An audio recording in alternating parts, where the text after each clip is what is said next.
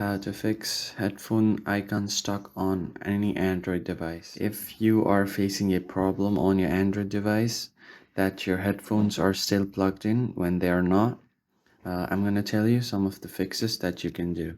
The first one, you can take a matchstick and some cotton and wrap it around the matchstick. Then you can gently clean the headphone jack and the headphone slot. You can clean gently because sometimes there might be dust stuck on your headphone slot. So once you do that, that might fix the problem. But if that doesn't fixes it, what you can do is try to restart your phone once, like so. Just tap on restart here.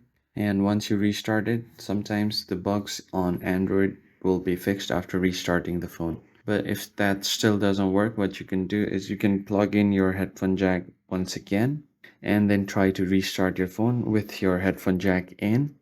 And when you restart, the phone shuts down, and when it's about to reboot, you can take out the headphone jack, and in most of the cases that will fix the problem because the Android bugs will be fixed most of the time when the phone is restarted.